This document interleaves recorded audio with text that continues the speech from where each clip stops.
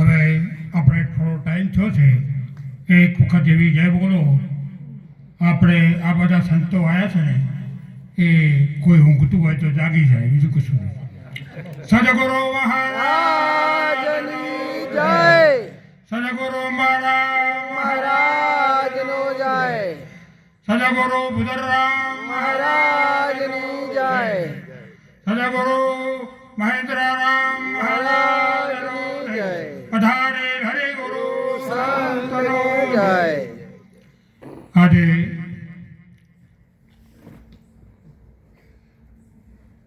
અમારે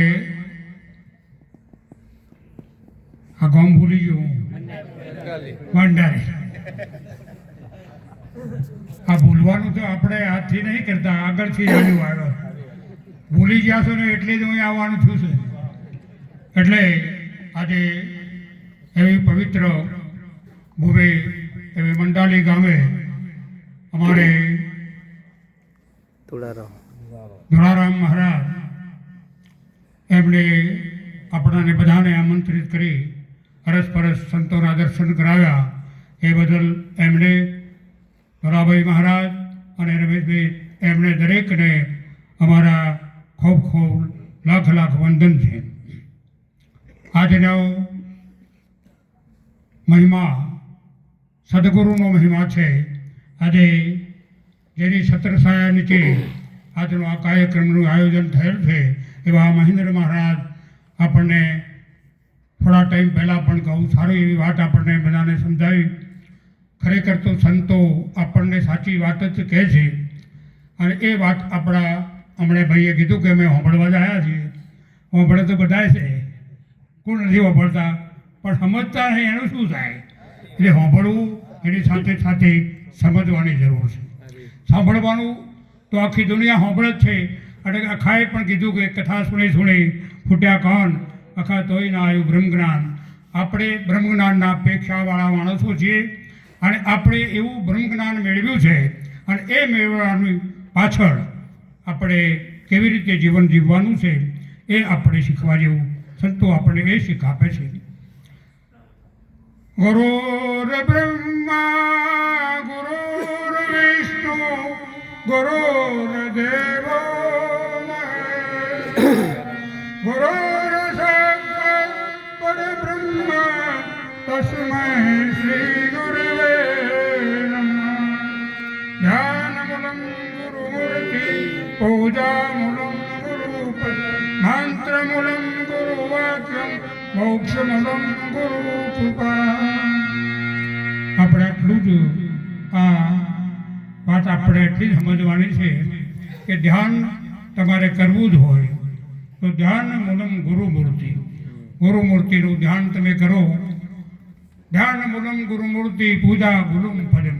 આપણને જે વાતની પૂજા, જે પૂજા આપણને સોંપી છે એ જ પૂજા સંતોની સેવા કરો, અને સંતોના કહ્યા પ્રમાણે આપણે વર્તન કરો, એ જ આપણી પૂજા છે. અને આપણે જે કંઈ સદગુરુ આપણને કે શબ્દો કહે એ આપણો મંત્ર છે, અને એ મંત્ર જેણે પોતાના જીવનમાં ઉતાર્યો છે ને એને સદગતિ મેળવવી પડતી નથી. આજે એક સમજણ છે, આ સંત પુરુષો તમને એવું સમજાવે છે જે તમે ભૂલી ગયા છો એની યાદદાસ્ત કરાવે છે. હકીકતમાં આપણે કોણ છીએ એની આપણે ભૂલી ગયા છીએ, અને એની યાદદાસ્ત કરવા માટે જ આપણે સંતો જગાડે છે. જેમ કે ઊંઘમાંથી તમે જાગો, કોઈ માણસ સપનામાં કદાચ એને સજા થઈ હોય જન્મ ટીપની, અને 20 વર્ષ સજા ભોગવ્યા પછી એ પોતે 10 વર્ષ તો ભોગવી દીધા હોય, હવે એને 10 વર્ષ બાકી હોય, પણ જો એને કોઈ જગાડે તો એને મનમાં એવી ભ્રાંતિ રહે કે હજી તો 10 મારા બાકી છે. પણ એવું કોઈ સમજાવનાર મળે કે તું જાગ્યો છે ને, હવે તારે 10 ભોગવવાના સવાલ આવે નહીં. એમ આપણે પણ અનંત કર્મો આપણે કર્યા છે, અને એ કર્મોને ભૂલવા માટે આપણે એક જગત છે સપના. આ એક પણ મોટું સપનું છે. આપણને એક 5 મિનિટનું સપનું છે ને એ 50 વર્ષનો અનુભવ તમને કરાવે. આ એ પણ એક 25-50 કે 100 વર્ષ જીવો તમે જીવો, એ પણ એક સપનું જ છે. અને એ સપનાની મહિમાની વાત અને એમાંથી તમે જો જાગી જાઓ તો નરસિંહ મહેતાએ કહ્યું છે કે જાગતા જગત દિશે નહીં, ઊંઘમાં અટપટા ભોગ ભાસે. જાગો ને તો આ બધી વાત સમાપ્ત થઈ જાય, અને જાગ્યા પછી તમારી ભ્રમણાઓ તમામ મટી જવી જોઈએ. આપણે હમણાં પણ કીધું હતું કે એ જ્ઞાન મળ્યા પછી આપણી અંધશ્રદ્ધાની જે વાતો છે, આપણામાં જે એ પડેલા દૂષણો છે, એ જો કદી ના મટે. રાવણ પણ વિદ્વાન હતો, શાસ્ત્રોનું જ્ઞાન જાણવા હોતા છતાં એના એક પણ દૂષણ પોતે ઓછું નહોતો કરતો, અને એ પોતે જેમ કરતો તેમ કરે જ થતો હતો. એ જ્ઞાન એનું કામમાં ના આવ્યું. એમ આપણને સદગુરુ મળ્યા પછી પહેલા મન કાગથા કરતા જીવન ઘાત, અબ તો મન હંસા ભયા મોતી જંજર. હવે એની ભાષા બદલાઈ જાય, એનું વર્તન બદલી જાય, એનો વ્યવહાર બદલાઈ જાય. આ જ્ઞાન મળવાનું પ્રમાણ છે. અને એ જો ના કશું ફરે, કોઈ પરિવર્તન ના આવે, તો ગુરુ મળ્યાનો અર્થ શું? આપણને સદગુરુ મળે, આપણા જીવનમાં કંઈક તો પરિવર્તન આવવું જોઈએ. આપણે બીજું કોઈ કશું કરવાનું નથી. તમારે કોઈ કલર બદલવાનો નથી, તમારે કોઈ બીજી કોઈ પણ કપડાં બદલવાના નહીં. આવી કોઈ પણ આડંબર આપણે સંત પુરુષોએ આપણને આ બધામાંથી મુક્ત કરવાની વાત સમજાઈ. અને એ મુક્તિ થાય. એક નાનું જપ્ત પૂછું આપણે, રામાયણનું છે. અને એ રામાયણમાં યુદ્ધ બધું પટી ગયું. રામચંદ્રજી રાજભિષેક કરી અને અયોધ્યાની ગાદી પર પોતે આવ્યા પછી એક સંત સભાનું આયોજન કર્યું. અને એ સંત સભાના આયોજનમાં એમના સદગુરુ વશિષ્ઠ મહારાજ, આ બધા મહાપુરુષો આવ્યા. અને એમણે એવી એક વાત મૂકી કે મહારાજ, આ બધું તો અમે આ બધા યુદ્ધ કર્યું અને હજારો માણસોનો વિનાશ થઈ ગયો, પણ એવી કોઈ મુક્ત જગ્યા, એવી કોઈ શાંતિની જગ્યા હોય, એવી જગ્યા અમને બતાવો તો અમે એ જગ્યા ઉપરથી શાંતિથી રહી શકીએ. એટલે વશિષ્ઠ મહારાજે એક સુંદર વાત કરી કે તમે આ રાજમહેલ છોડીને કદાચ જંગલમાં જાઓ તો તમારે ત્યાં રહેવા માટે ઝૂંપડું તો બનાવવું પડશે ને.